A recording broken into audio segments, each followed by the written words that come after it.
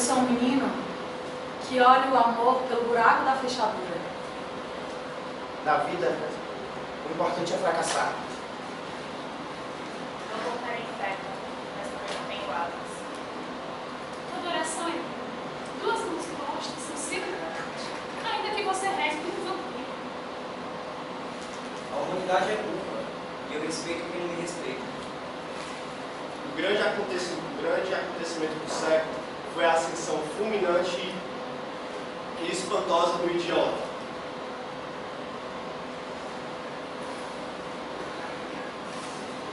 Boa tarde. Boa Bom noite. dia!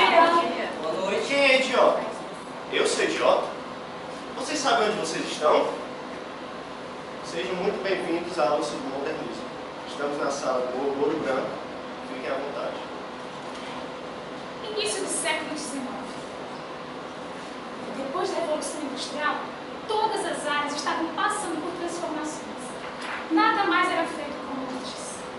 A ciência, a tecnologia, a educação, as artes, o teatro, a literatura. Existia um único grito: liberdade! Todos queriam fazer as coisas da sua forma. Na França, o naturalismo de Zola, cadê a Gabriela? Queria que as coisas fossem feitas de um modo natural, que quebrassem aquelas regras clássicas da tragédia grega. Também na França, um cara chamado Antoine, que não tinha nada a ver com teatro, pelo contrário, era um trabalhador de uma usina de gás, resolveu revolucionar o teatro francês. Ele levou para os palcos de Paris a realidade pobre daquelas ruas. Rússia, Stanislavski. Um jovem de 22 anos se reuniu no restaurante de Moscou com seu amigo, numa curta conversa de 18 horas. Acho que eles não tinham WhatsApp. E dessa conversa surgiu o Teatro de Moscou. Junto com o Teatro de Moscou surgiu também o técnico experimental, o método criado pelo Stanislavski. Segundo esse método, o ator ele não precisava imitar a cena, imitar o sentimento de um personagem, ele precisava viver. E para isso ele precisava experimentar. Assim, se uma peça, por exemplo, falasse de um comércio, ele pegava os seus atores e levava para um comércio. E lá fazia-os experimentar aquela coisa. Para ele, atuar significava viver. Berlim, Alemanha. Bertolt Brecht. Um jovem também, muito precursor, queria o seu teatro épico. Segundo ele, a plateia. Na plateia existiam cabeças pensantes. O teatro épico fazia com que as pessoas saíssem questionadas do teatro.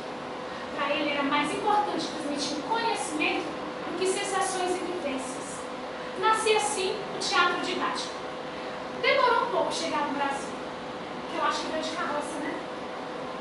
Dezembro de 1943. Assim começou uma ruptura do teatro no Brasil. O teatro até então era dividido em três formas de se fazer aqui no Brasil, no início do século XX. Existia o teatro de costume, ou comédia de costume, a alta comédia e o teatro de revista. Sabe a Semana de 22? Semana de Arte Moderna de 22, toda a ruptura que ela causou na arte no Brasil? Pois bem, um homem, uma peça, causaram uma ruptura na arte dramática brasileira. Mas para que a gente entenda tudo isso, o que foi essa ruptura, o que foi a importância desse homem e dessa peça, a gente tem que entender como era que se fazia teatro antes da peça,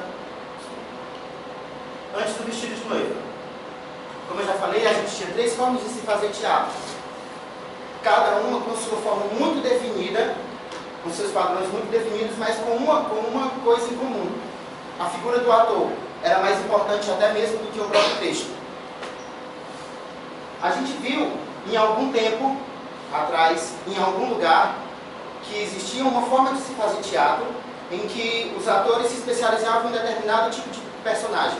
E aquele personagem passava na família de pais e filhos. Eu não lembro que época foi. Alguém lembra? Como? O teatro no Brasil tinha essa característica da cristalização do personagem. se um ator fosse interpretar um galã, ele sempre iria interpretar o galã nas peças, independente da peça que fosse. Se tivesse uma atriz, se tivesse um personagem que fosse uma mãe de família, uma mulher mais forte, essa atriz sempre iria interpretar essa personagem. O enredo poderia até mudar. Pela frente não, porque nesse momento em que eu estou falando, eu sou o principal, por trás. O enredo poderia até mudar, mas os personagens, o tipo do personagem, ia continuar sempre o mesmo e o ator ia se especializar naquele determinado personagem. Então, a arte dramática ficou muito engessada. E isso só foi mudar com a chegada de um diretor polonês, Ziembinski, que ele veio ao Brasil, ele vinha da escola expressionista. Pode contar para vocês, ele vinha do expressionismo polonês e chegou aqui no Brasil por coincidência. Ele estava partindo rumo aos Estados Unidos, mas calhou de parar aqui no Brasil, e aqui ele conheceu a peça Vestido de Noiva, de Nelson Rodrigues. Ele se apaixonou pela peça e foi o único que acreditou na proposta do texto. Nelson Rodrigues corria para cima e para baixo com uma peça debaixo do braço, oferecendo a grupos, oferecendo a diretores, e ninguém acreditava, ninguém queria fazer, porque era uma coisa muito revolucionária, era um texto muito revolucionário. E falando em diretor, nessa época a gente não tinha um diretor como a gente conhece hoje. Existia a figura do ensaiador, que era aquele homem que só marcava a cena no palco, evitando que os atores ficassem um na frente do outro e colocando os objetos, os móveis, em lugares específicos. Porque naquela época, no início do século XX, o cenário era realista. Então, se na peça dizia que teria que ter uma cadeira no palco, a cadeira existiria.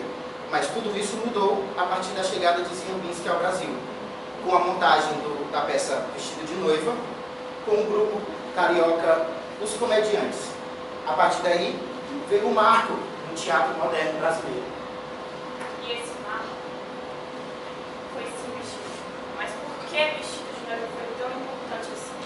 Afinal, a história era bem corriqueira. Era sobre uma mulher, a Laíde. Ela roubava o namorado da irmã e se casava com ele.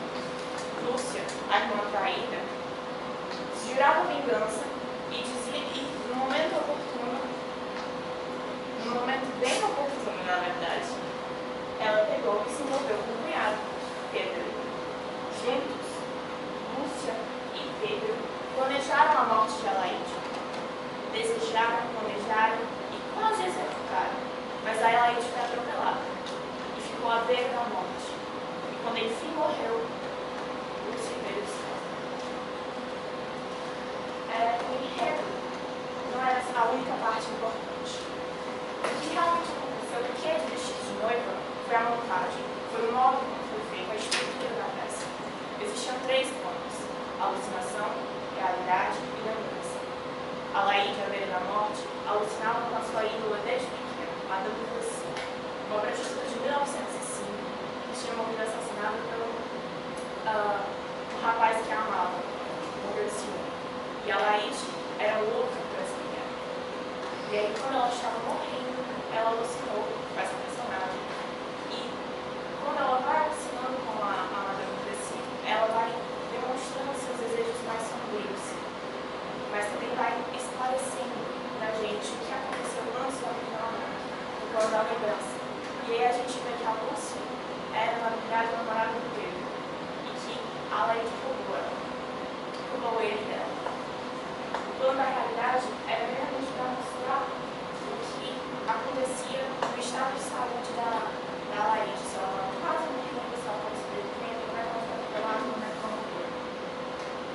Mas isso também, uma coisa bem diferente, foi também quando o Vestido de Noiva foi feito.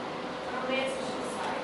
E a peça, antigamente, a peça era ensaiada uma semana antes da apresentação. Não. Mas eles ensaiou durante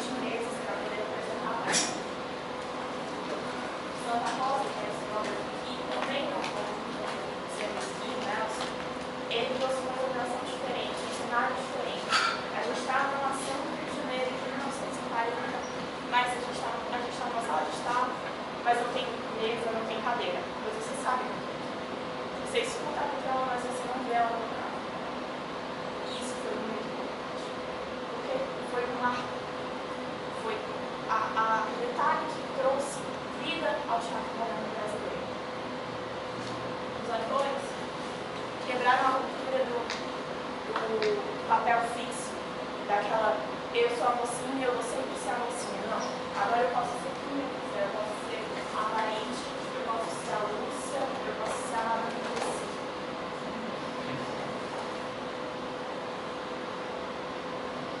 E o Nelson mexia com a polêmica. O autor, ele trazia essa alucinação, essa coisa sombria, aquela quebra da perfeição, da família perfeita, da família tradicional brasileira. Ele trazia as coisas que ninguém queria ver. Foi por isso que o Estilo de Minas foi uma voz tão grande no teatro brasileiro. E o autor dessa peça, assim como a Mila falou, que o Pode já citou, foi Nelson Rodrigues. O pernambucano, ele foi o múltiplo artista da palavra. Ele era jornalista, cantista, cronista, novelista, romancista, dramaturgo e possivelmente teatrólogo, nota mental. Por que teatrólogo? E exatamente por isso, ele teve várias peças que foram adaptadas para a TV e para o cinema. Por motivos políticos e partidários, muito cedo, ele e a família foram embora do Rio de Janeiro. E desde novo ele já impressionava pelos escritos que fazia. Por exemplo, aos 8 anos de idade, ele escreveu uma redação na escola que não pode ser lida em público. Impressionou os adultos pela escrita. Lógico, a ortografia não era admirável. Os pontos e vírgulas ainda não eram familiares dele. Porém, a escrita impressionou. O tema, adivinha, a mulher e o sexo. Nelson Rodrigues aos 8 anos de idade. Aos 13 anos, ele iniciou sua carreira jornalística. O pai dele fundou o jornal Amanhã e ele trabalhava com o pai. Em 1936, ele passou a fazer contribuições sobre o futebol, tendo trabalhado em vários veículos. E aí o que acontece? Ele era um autor com uma faca de dois gumes. Por um lado, nós temos uma série que foi muito popular, que o tornou muito popular, e uma quantidade de filmes que também o tornaram populares. E, de fato, era um autor popular. Todo mundo sabe quem é Nelson Rodrigues, de alguma maneira.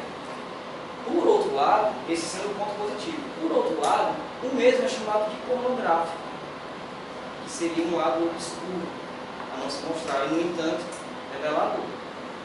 O autor de Paradoxo, ele fala da vida como ela é, inserindo passagens surreais, ou seja, puramente ficção. Foi escrito de 51 a 63, a vida como ela é, das séries, é uma das que, com certeza, mais provocou o público. Ele usava de ficção pura para denunciar a hipocrisia da burguesia da sociedade carioca. E ao levantar temas fortes como ele levantava, era como se ele erguesse uma cortina, despertando uma nova curiosidade. O que ele fazia? Ele conseguia fazer com que a luxúria se mostrasse em adultério e as canalices da humanidade viessem à tona. Eu digo a vocês, se vocês quiserem entender o que é a vida, vocês precisam entrar pelo sonho, pelo inconsciente. Foi exatamente o que o Nelson Rodrigues fez. Ele era o nosso repórter do nosso inconsciente.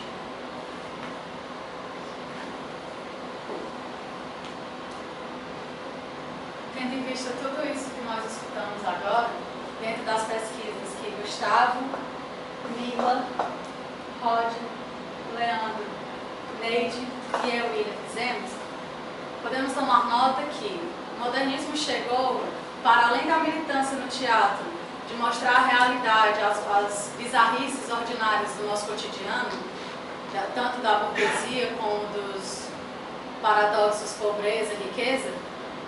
Ele veio usar o tempo, o espaço e o imaginário, o intangível, como elemento de cena. Agora a gente podia abordar tempo e espaço em cena. Então, vou retomar um pouco a fala para talvez ficou um pouco confusa. O modernismo veio trazer tempo e espaço como elemento de cena. Ele veio escancarar a realidade e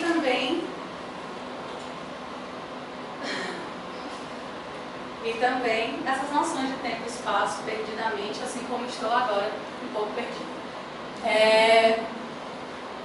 Fazendo um link com o teatro atual, contemporâneo, acreditamos que o grande lance é a tecnologia e desenvolvimento, que agora, além de pegar essas relações de tempo e espaço inconsciente, consciente, aqui e agora, se é sertão, se é mar, se é casa, se é teatro, dentro da cena ficar no inconsciente das pessoas e as pessoas terem que tirar suas conclusões da sua própria cabeça, a tecnologia como data show e luzes vem para acrescentar como elemento cênico. As pessoas estão trabalhando com projeções e luzes de LED e coisas assim que agregam como elementos de cena. E no teatro moderno, sim, há uma evolução no teatro moderno. Então, sejam muito bem-vindos ao teatro moderno. Estou totalmente perdida. Completamente não sei mais o que falar.